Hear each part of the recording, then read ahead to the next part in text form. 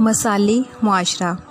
हैवानात में ज़िंदगी गुजारने की कदरें भी इंसान की माशरती ज़िंदगी से काफ़ी हद तक मुमासलत रखती हैं, जो हमें हैवानात की अक्ली बेदारी का सबूत फराहम करती हैं, जिसकी चंद मिसालें हदिया कारीन हैं।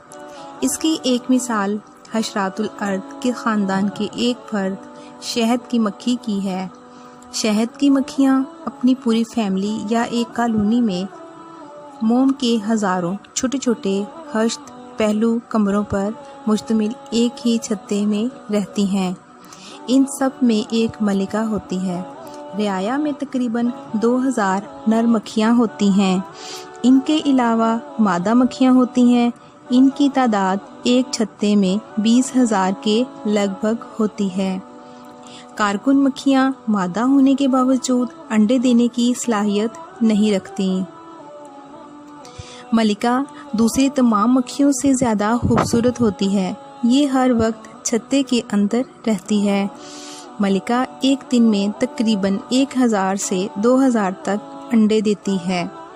अंडे दो किस्म के होते हैं, एक मुकम्मल अंडे और दूसरे नामुकम्मल अंडे। मुकम्मल अंडों से मलिका और कारकुन मक्खियाँ निकलती हैं, जबकि नामुकम्मल अंडों से नर मक्खियाँ निकलती हैं। चंद मक्खियाँ हर वक्त मलिका की खिदमत के लिए मौजूद रहती हैं। ये मक्खियाँ हर तरह से मलिका का ख्याल रखती हैं। मलिका की औसत उम्र 3 साल होती है।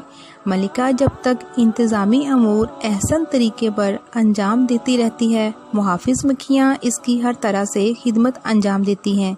लेकिन मलिका जब अपने फ़राइज़ से गफलत बरतने लगती है या बूढ़ी हो जाती है, तो यही मुहाफ़िज़ मक्खियाँ इसके गिर्द जमा हो जाती हैं और तमाम मक्खियाँ मिलकर हमला कर देती हैं और डंक मार मार कर मलिका को हलाक कर देती हैं।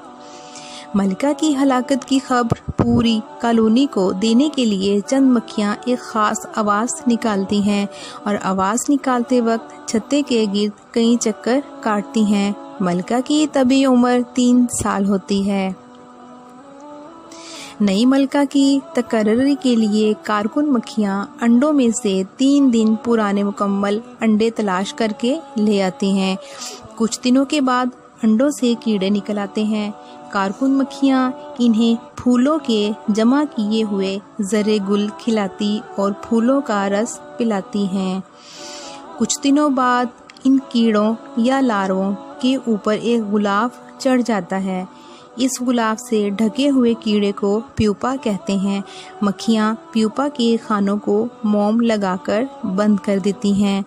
15 दिन के बाद प्यूपा एक बालिग मक्खी की शक्ल इख्तियार कर लेते हैं और मोम हटाकर खानों से बाहर निकल आते हैं। इनमें से एक का तकर्रुर बहसीयत मलिका हो जाता है और बाकी मलिका मक्खियाँ उड़ जाती हैं और हर मलिका अपना अलहदा छत्ता बना लेती है। कारकुन मक्खियाँ मलिका से कदरे छोटी होती हैं। कारकुन मक्खियों की औसत उम्र 2 माह होती है और 2 माह की मुख्तसर ज़िंदगी मेहनत और मुशक्क़त करते गुजरती है। अंडों से निकलने के तीसरे दिन से कारकुन मक्खियाँ अपना काम शुरू कर देती हैं।